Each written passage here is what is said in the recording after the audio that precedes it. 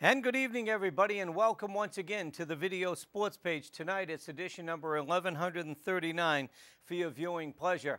I'm your host, Carl Pratt, along with Rich Goulart and Will McKinney. Glad you're along for the program, where the emphasis is on local sports. And tonight on the Video Sports Page, we have an opportunity to have an extended interview with Plymouth South head coach Scott Fry. We'll talk about the terrific season and the disappointing end during the playoffs against Natick.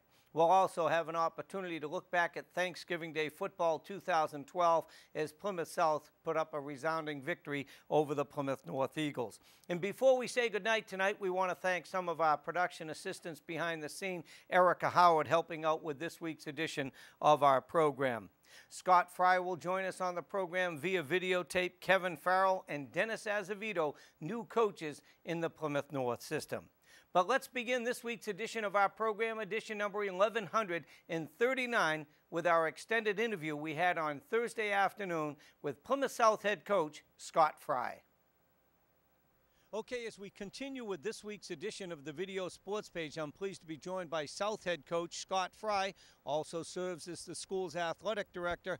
We were kind of hoping this wouldn't be our final visit with Scott as a football coach, but unfortunately it will be. His team involved in the postseason earlier this week went up against a very good Natick team. Before we talk about last week's game, talk about being ACL champs and what a great feeling that was. Absolutely phenomenal. I mean, not only for our kids, but for the entire school to be able to put a banner up and be the first time. Anytime you're first in anything, it's pretty awesome. And let's talk about it. You and I talked on Thanksgiving Day. You had an opportunity, and the kids did, during a pep rally to raise that banner, and that's got to be special. It was awesome. I mean, you do this pep rally every year, and this year was really special, being the first ACL title that we've ever won. And let's back up the clock to Thanksgiving Day. Ideal conditions. You couldn't believe it. Temperatures close to 50 degrees, and your kids came through in flying colors like they had the previous 6 games. Yeah, what a beautiful day. It was a great setting, the new North Field, the new North School.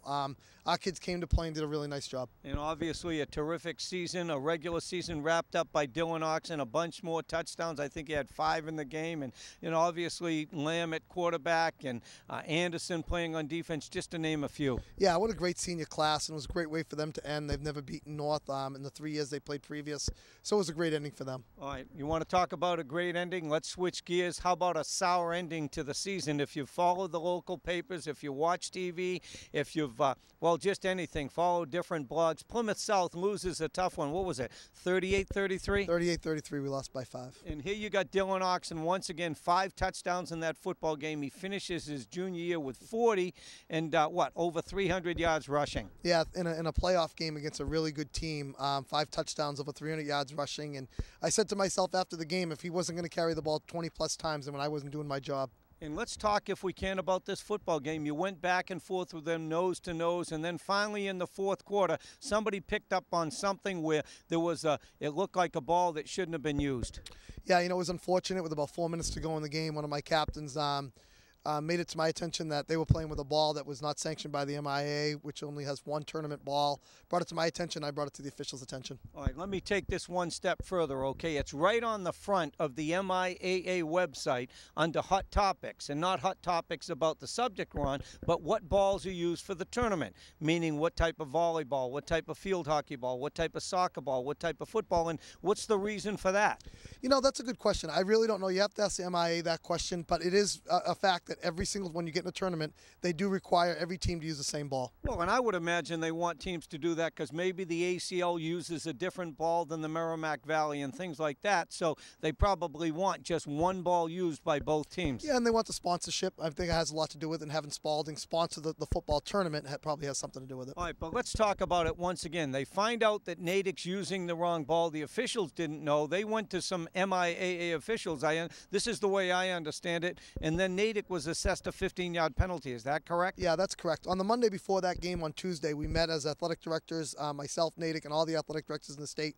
We were given the tournament ball, and we were stated this is the ball that we were all going to use in the tournament. Without any question, that was the mandatory ball that we're all going to use. So obviously, here's the representative from the MIAA. He says, hey, Scott Fry, give this to Mr. Lamb. He's your quarterback. Let him have a few hours to get used to it because he's going to use that. On the flip side, was Natick given the same ball as you? Yeah, absolutely. And this is not the first time. I mean, everybody knows this rule. This is my first time in the tournament. I knew the rule.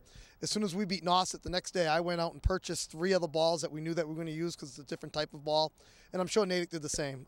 Every coach, every athletic director knows this is the rule. So we've had 4 of those balls going in. This is not the first time I've saw this ball. We're going to practice with the ball. Well, from this reporter's perspective, the different blogs I've read, I've seen reports on TV and so forth, Natick did ask the referees for permission, but what do you know? Were the referees at that meeting at the MIA? Were they aware of what was supposed to happen? No, the referees weren't at the meeting. I would assume, being professionals and being referees that were doing the tournament game, that they would know the rules. And if they didn't, the Natick AD knew the rule as well as the Natick coach. So they were aware of the rules. They knew that this was the only ball that was supposed to be put in play.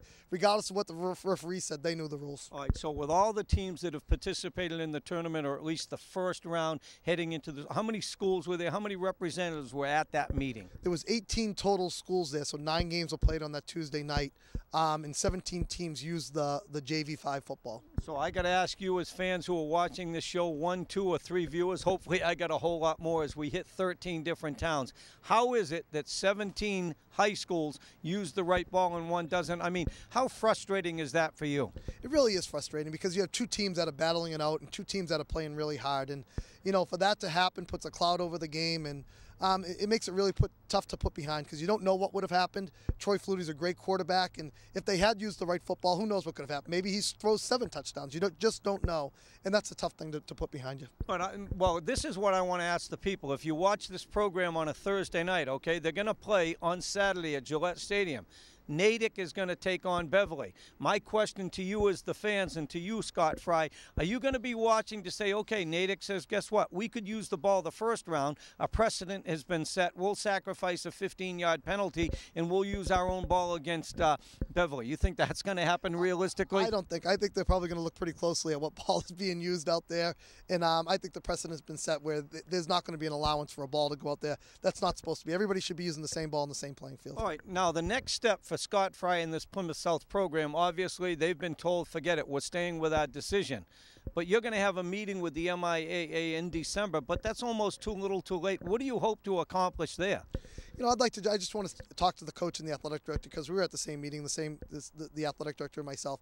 I just want to know if they were aware of the rules. If the head coach knew the rules, and if he did know the rules, why would he put the ball in play? Well, needless to say, no matter what they say, when 17 people out of 18 go by the rules, they take the football and they use it, I guess that really puts a damper on sports sometimes when adults put winning at all costs. You know, that's a shame, too, because, again, these Natick kids played real hard, and I don't want to take anything from what they accomplished on the field. They're a great team offensively and defensively, and it's a shame when adult action takes away from that, and that's what's happening. Well, I mean, I think we just have to take it one step further, too. We're talking about a football that's handled by a quarterback, okay? He gets so comfortable with a football, whether it's one less lace on the football or whether it's made out of a different composition. I mean, that's what's frustrating. Nobody likes to sound like sour grapes, but the MIA put that on the front of their website for a reason, saying this is the ball we use, and they handed you guys a ball for a reason. Yeah, and this twofold. It's not just the football itself. That's a different type of football. The laces, the way it's made, the stitches are on it. One's sewn in, one isn't. It's the fact that we were able to practice with the ball that they used, the Wilson ball, for 16 weeks. And all of a sudden, we have to change balls for a week in order to get ready for a game. Natick practices with the same ball for 16 weeks, and then they can use it. So you're at a disadvantage just way. Anytime you can practice with something for that amount of time and then use it in a contest is a huge advantage over somebody that doesn't. I mean, what's so important to a quarterback is to get that feel. He takes the snap from center, he goes back, he shuffles the ball in his hand. There's a certain comfort zone there, isn't it? It's not even just a quarterback. Think of the receivers that catch the ball. And we made it a point with our players and our running backs, because we run the ball, to make sure that they get used to carrying the ball, because it's just a completely different ball. Well, the best analogy I can think of is take a pitcher. Let's use Roger Clemens, for example. He's pitching against the Yankees. All right, he's working to Derek Jeter. He fouls one off. The umpire throws Roger Clemens a ball back. Roger Clemens feels he doesn't like this. He gets the opportunity to throw it back. It doesn't feel right. You know what? Natick didn't have to do that. No, and it's a shame. Like I said, it's a shame that we all weren't playing on the same level field, that we weren't playing all by the same rules, and it's unfortunate, and hopefully something comes from this meeting. Well, I'll tell you what has come out of this thing is you learn a whole lot because sometimes you win at all costs. Everybody knew the situation. You can't really skirt it. I don't want to put Coach on the spot here, but we certainly still have an ACL title we can be proud of. So many people that have heard this. I've read the different blogs. All you've got to do is go on your computer. Everybody knows how to use it. Type in Plymouth versus Natick, illegal ball, anything you can think of. And you can go to so many different sites. And you've been contacted by a bunch of people in the news media that are aware of this. Yeah, I've been on just about every news station around, along with the newspapers as well.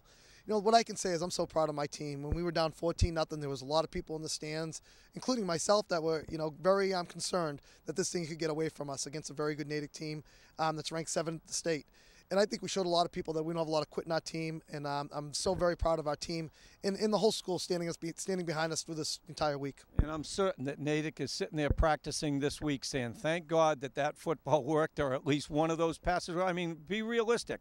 One touchdown pass shy, and you would have been playing against Beverly this weekend. And as you mentioned, did the coach say anything to you after the game? Did you get a handshake? Did you just get the customary Bill Belichick look, like shake hands and look the other way? It's interesting. Natick has about 30 coaches, and I'll be honest with you, I really don't know the head coach at all, and I got a chance to meet with him about 30 seconds before the game, so it was a quick handshake, and when we met across the field, there was a lot of emotions. I got to see him very quickly. It was a quick handshake, and I don't even know if it was the head coach that I even shook his hand. Well, everybody always hopes to go on to postseason play and get in the playoffs, and Plymouth South makes it for the very first time. It'll be a memorable game. I don't even want to call it a loss, but a memorable game that they'll look back on for the rest of their life and always wonder, I wonder what. But listen, we appreciate your time. Congratulations on a super season, and I know you've got a very busy winter as the athletic director. You don't have a lot of time to spend on this, but I'm sure you'll have a sour taste for a while, and hopefully everybody will learn from this. And like I said, it's just more of a cloud that's hanging over the program and not just the what-ifs. And like I said, who knows what could have happened. If Natick could have still won that game, we don't know, and that's the toughest part. I don't want to put words in Scott Fry's mouth, but I guess if I was standing alongside and he said, Carl, what would you do when we meet with Natick and the MIAA next month? I would say, how about putting him on a 2-year suspension? They've got a young football team. Conceivably, they could go back next year. Somebody has to pay the price here, and it shouldn't be overlooked. This is Scott Fry, who's giving us some of his quality time, the proud coach of the 2012 ACL Plymouth South champions. We appreciate his time. We'll continue with more, so stay with us. Well, we certainly appreciate the time of head coach Scott Fry, and what a dark cloud to put over a terrific season for the Panthers. Their first ever championship. They rack up 7 straight victories to get into the postseason, and unfortunately have victories snatched away from them. Nobody knows if Natick still would have won the football game because they are a talented team, and we don't want to put anything on the team itself as far as the young athletes are concerned, but certainly they were not playing on even par. Well, there was a football game on Thanksgiving Day. If you remember back on Thanksgiving, temperatures got close to 50 degrees by the third quarter of the matchup between the Eagles and the Panthers from the brand new state-of-the-art Mario Romano Stadium. We have an opportunity to take a look back at a couple of touchdowns by Dylan Oxen, part of his 40-touchdown junior season. Let's call on Rich Goulart to push some buttons. Yeah, they like to use with the sweep there, and they get a little bit of cut Plymouth a little bit unawares. It went right along. 2nd down and 10 from the 30-yard line. Here's a pitch going to the near side. Once again, it's Oxen. He's got running room, shooting down the sideline. Oxen bidding for touchdown number 31. Tackle by number 40. Tackle made on the play by Christian Carr. Play is good for a Plymouth South first down. Ball will be spot on the Plymouth North 9-yard line. First and goal. Actually, that was a 61-yard run by Godano, right from the 9-yard line down to the 30. 19. It was from the 19. Oh, from the 19. I'm sorry. So 51's correct? Yep. They're on the 9 now. First and goal from the 9. All right, okay, I stand corrected. So here we go. First and goal from the 9-yard line for South. Lamb is the quarterback. Lamb hands the ball off. Good running room, very close to the touchdown line as they continue to move. South signals touchdown. It is a touchdown. Let's pick up and see who it was. As Dylan Oxen with touchdown number 31. So North keeps the football for 10 plays, comes up just short. just short, but South now in just 4 plays goes 81 yards.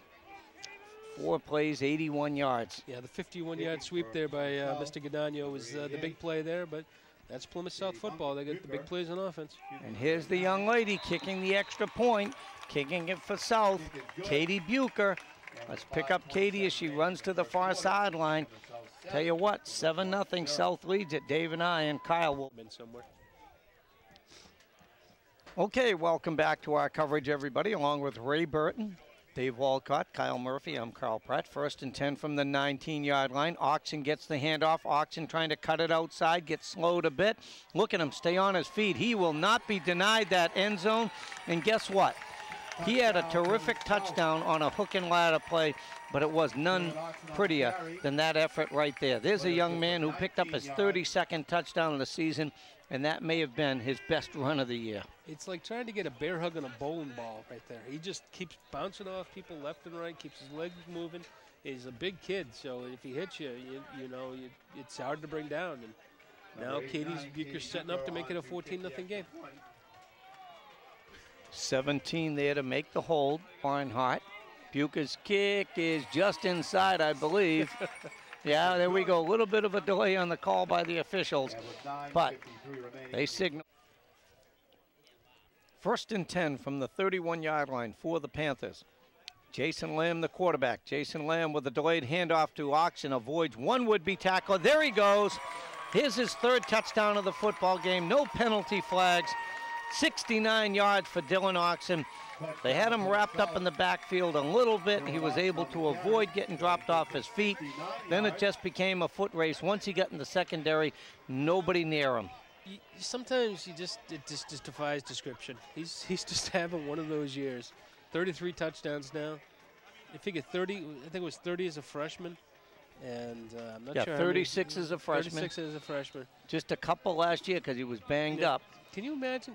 He could be somewhere close to 100 touchdowns by the time he's finished. That's for a high school career. That's amazing. Yeah. We have here today too. Yeah, you couldn't ask for a nicer day. We've had some ugly ones, but this is very nice. 3rd and 14 from the 25-yard line as Boudreau goes in motion. Cosgrove with time to throw, looking deep downfield. Boudreau's wide open. Did he catch it? Yes, he did. Corey Boudreau with a touchdown reception of 25 yards. Nice pass to Corey Boudreau, one of 2 touchdowns passes in the game for Cullen Cosgrove. The other went to one of the other wide receivers. My mind goes blank right now, which is unfortunate, but he was number 10. I can picture it right now. It'll come to me in a second. But Plymouth South snaps a losing skid against the Plymouth North Eagles, and they roll up that victory, then moved on, of course, to take on Natick in the postseason. Well, you know what? There are new head coaches for the Plymouth North program. They're familiar faces, however. Kevin Farrell has moved over from Carver. He's been with the Plymouth North administration for a few years. He now takes over the wrestling program where he had some tremendous success out in Carver. Then, of course, Dennis Azevedo held the post of girls basketball coach for many, many years, made the team go on to the tournament and pretty far into the tournament at times. Well, he's back in the fold as the girls basketball coach once again for the Plymouth North program. Now, earlier this week with our video camera, we had an opportunity to go to the brand new Plymouth North Gymnasium, which, by the way, was housing a wrestling practice, a girls basketball practice, and a cheerleading practice all at once. That's never happened in the past. This brand new state-of-the-art gymnasium is certainly something to behold, something the teams can certainly capitalize on. If our guys are ready behind the scenes, we have an opportunity to run the very first interview I picked up earlier this week at the gym. It was with Kevin Farrell.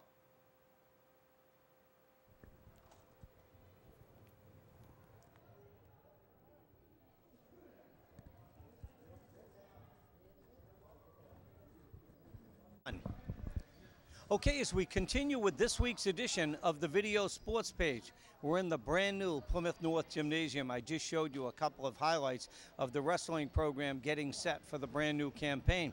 And this is the brand new head coach, but somebody that's very, very familiar with high school wrestling. This is Kevin Farrell. You work here at the Plymouth North High School as an administrator, but you're back into the sport you so dearly love. Yes, Carl, it's awesome to be back. I appreciate the opportunity, and right now we have quite a crew. We got over 40 kids signed up. I've never had it so well with numbers. You know, I'm just happy to be back. I got some nice guys helping out. I've got a lot of young kids, over 20 of the kids, half of them almost are freshmen, so it's nice to be in the building. You can do a lot of recruiting, and we all know who are in this business that activities makes it for kids, whether it's drama, whether it's sports. We like to see kids doing something after school. Well, you and I first met several years ago when I began my program back in the, 1989 was our first show, and you were out there with Carver High School and just getting that program going in the infancy stages. As we ask you to move in a little bit here, you had so much success, and as you mentioned, you never had the luxury of great numbers. No, in Carver was a small school. When we started, there were only 50 seniors in the building. It didn't seem to matter in Carver. I had Coach Vinan with me, who's a graduate, and he's been coaching.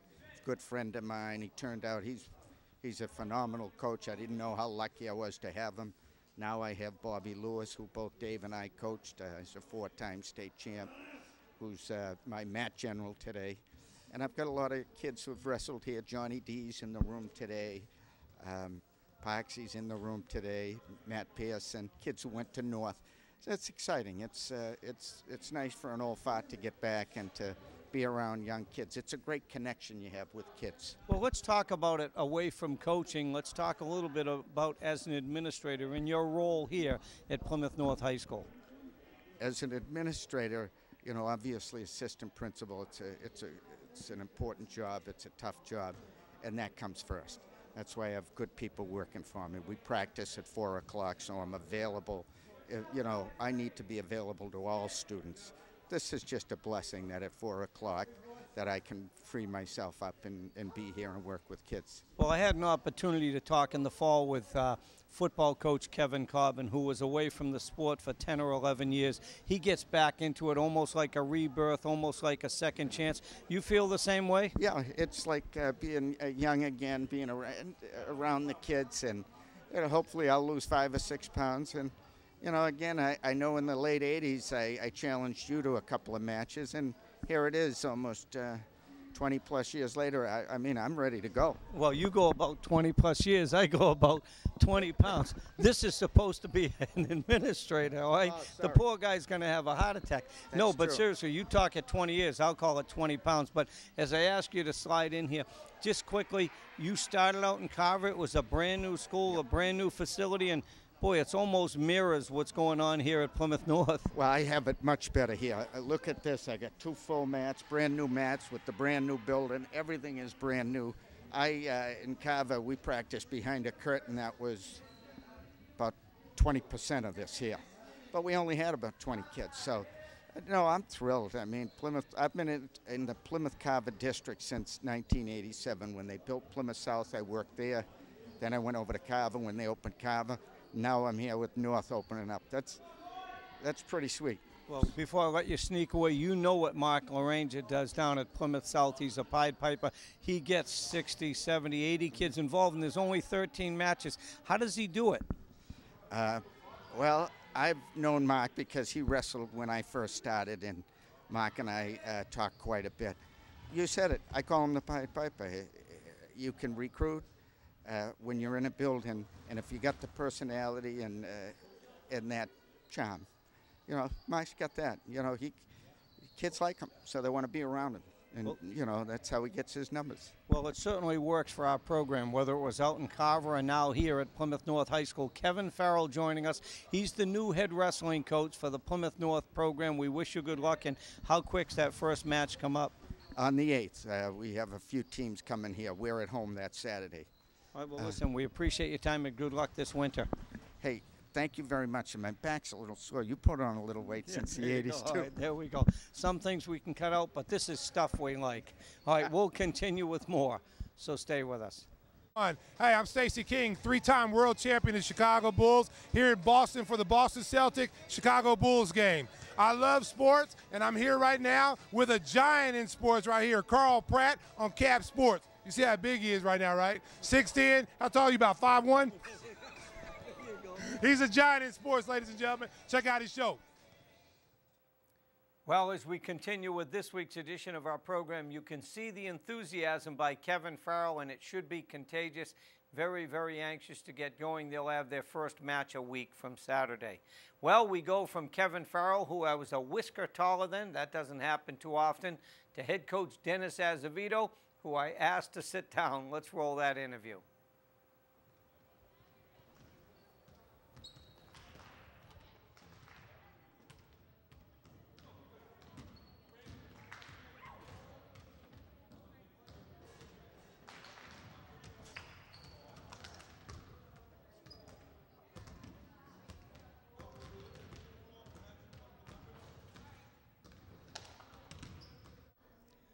Well, here we are. We continue with our preseason looks at some of the various teams in our viewing area. Quick stop here at the Plymouth North Gymnasium. Girls basketball wrapping up its third day of practice. I'm pleased to be joined by head coach Dennis Azevedo. And first things first, you just had to tell a couple of girls they're not going to fit into your program. That's got to be the toughest part of the job. It is, Carl. The girls have looked forward to trying out. They want to be part of the program. Unfortunately, you only have so many slots available, and it's a very difficult thing to tell a young lady that, this year they're not going to be part of it. I mean, especially when they're sophomores and potentially they could grow and blossom into basketball players. We always think of Michael Jordan getting cut from his high school basketball team, and some people just shake their heads, but that's a perfect example.